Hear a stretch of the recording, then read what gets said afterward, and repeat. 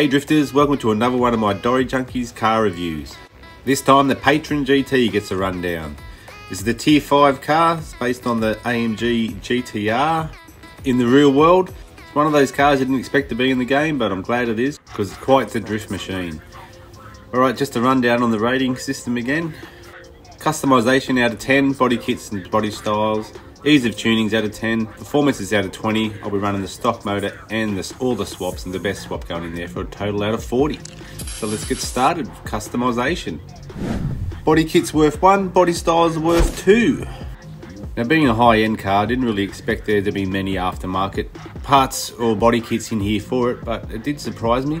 And there's also a body style, of course, but you being a Mercedes, you probably expect it to have a convertible top. So there we go, so we can see that it's a total of 5 all up.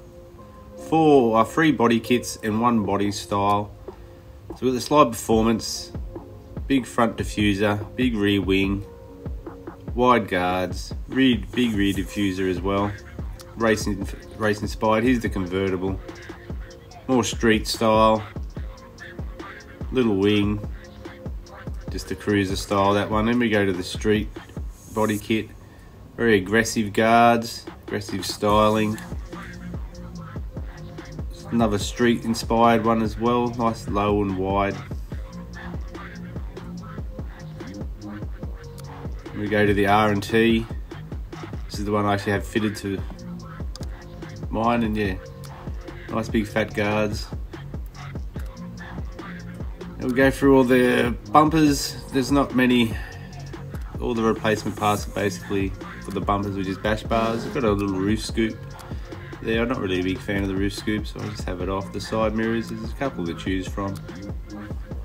Not a great deal of parts which you'd expect for the Tier 5 car, and they do cost a lot more than the Tier 1s or Tier 2s. Go to the hoods. There's always a selection of hoods. Or the no hood option, of course. I like the one with the fiberglass or the perspex panel that you can see through to the engine. And go on to the spoilers. The standard style one. There's a big race inspired one. The street style one again, and the no wing at all. So we move on to the headlights. It's got a few to choose from. They're not a bad looking headlight. The black cover, and the no headlight at all.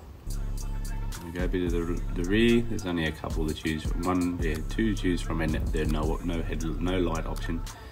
And the exhaust sort of surprised me a bit with these ones. This one here, the free outlets is a bit different. So that pretty much brings us to the end of customization. So we'll start to sum up. Customization gets 5 out of 10. Like I said, there was 3 body kits and a body style, which is worth 2, so it bumps it up to 5. It's not a bad score. Let's move on. Next up is ease of tuning. Again, this one's out of 10. This one involves how easy it drifts, pro drift free, how they give it to you, and how many modifications I have to make to the settings to get it to drift proper. Obviously, the fewer modifications needed, the easier it is to tune. So here we're looking at the pro drift free setting. This is how you get it if you buy it pro, or just upgrade it to pro drift free. These are how they give it to you. I'm going to run it around the track straight up, see how hard or easy it is to drift, and how many modifications I need to make it actually drift good, if any at all. Let's get into it. Straight off the bat, first, second, third, fourth were a bit short. Fifth, not bad, it's a bit long. If I go to 4th, it's a bit too short. I'm guessing 6th will be even longer. It's usually how they're set. So, tell you what, besides the gears, there's not much you really need to change on this car. You can pretty much just go straight for it straight away. Drifts nicely, not spinning out, not having to brake or handbrake to pull it in the line. You can pretty much just drift this straight up. Take it in the single player, or a DP even. Making decent points. pretty much just with the air. I reckon the only thing you probably really fine tune it if you wanted to, but just off the bat, just give it the extra boost and the gearing. Fix it. I always do the diff, lock the diffs. The gearing, so it was first, second, third, but fourth a bit short. They should be fine now. Might actually fourth's a bit long, yes, now. We'll make these a bit shorter. Fifth, and just yeah. And then sixth. I reckon we're good. Give it a run. That's the only changes I made, were just to the gearbox, the gear settings. Didn't change any other settings at all, and look, it's not a bad drifter at all. You could pretty much just go into the game like this and break some people's hearts. But it is a gold car. I think it's a 700, 800, maybe 900 gold. I can't quite remember. It's not a cheap one, but as you can see, the Pro Drift free settings with just a slight, just with those gear setting changes, it's turned into quite the 4-model drifter. Quite happy with this. Sure, you could obviously really fine tune it and make it a real beast, but for only changing the gear setting, that is quite impressive. That car does. They've set that up pretty well. Could be better, but they're not going to give it to you. So ease of tuning, I'm going to have to just give that a 10 out of 10. You could basically race that, drift that as they give it to you, Pro Drift free, and compete. And just with this gear setting changes I made, it just brought it to life. So easy of tuning, 10 out of 10. Moves us on to performance. I'm going to be running the stock motor first and all 3 swaps, and the best swap and the stock motor will be combined for a total of 20. Little rundown on how we score. It's going to be Springstone 1, 19k is 10 points, 18k 9 points, all the way down to 11k 2 points and 10k 1 point. So move on. This is Pro Drift free, Dori Ultimate Pro Drift free. I've gone through, I've put my Dori Ultimate tune into it, and we'll see how she goes. It's got 977 horsepower, 988 newton meters of torque, 3.10 to 60, and 1350 kilos.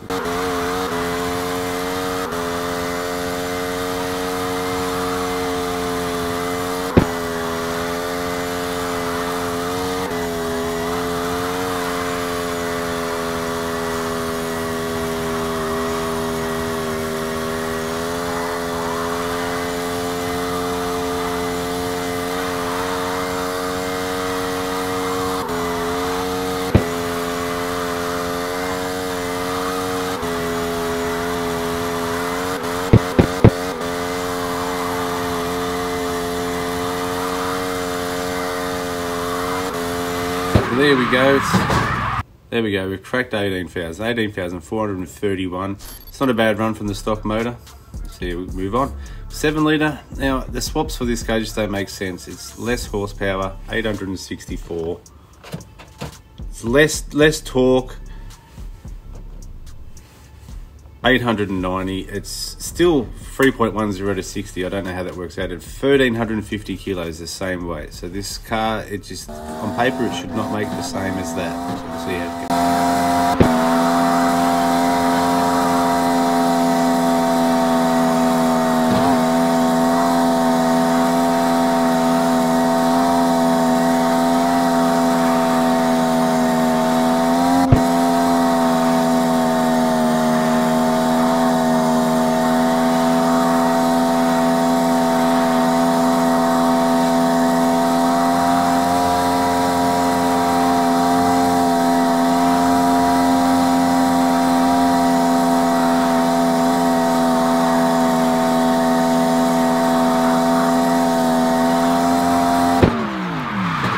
And as I was expected, 17.5 made less than the stock motor. Of course it was going to less horsepower, less torque. Move on to the 3 litre. Same thing here, less horsepower, less torque, 920 horsepower, 915 newton meters of torque, 3.10 to 60 again, and 1350 kilos. Like usually with the swap, they make them weigh a little less, so it makes sense if they got less horsepower. But this one's the same weight, less horsepower, less torque, so obviously less points. Here we go.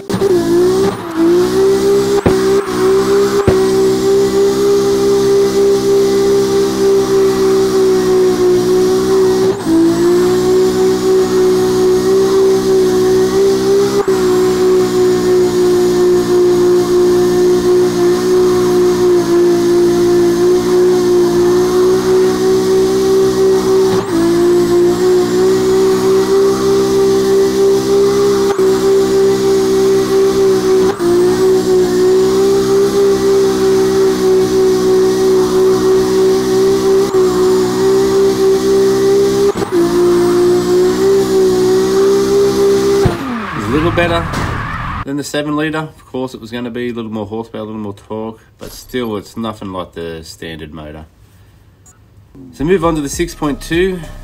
It's still down on horsepower from the stock motor, but it has a mountain more torque, has 20 kilos extra, so I don't know why they made this one weigh more and they didn't make the other ones weigh less, but it still does 3.10 to 60. So we'll see how we go with all that extra torque.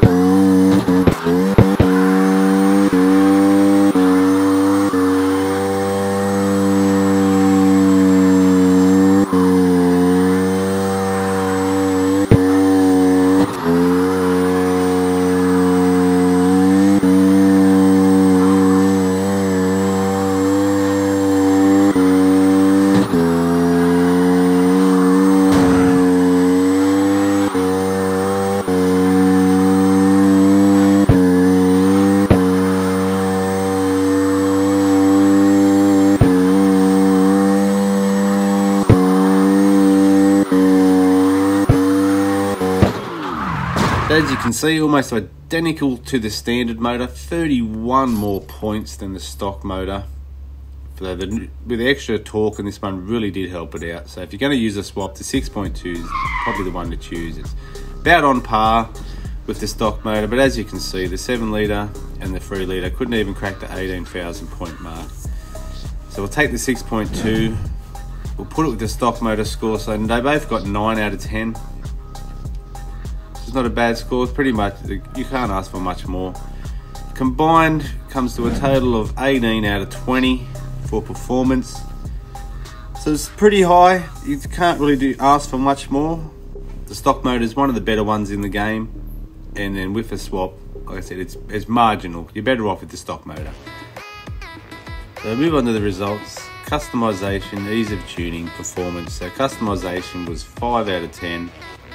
Ease of tuning, 10 out of 10. Performance got 18. For a total of 33 out of 40, which is not bad. It's the second highest scoring car at the moment. I expect the RS is the only one in front of it at the moment, so it's not a bad job. 33 out of 40. It's actually not a bad car. I'd say if you're thinking about buying it, I'd save up the gold and get it. But anyway, I'm DoriJunkie, and I'll catch you on the track.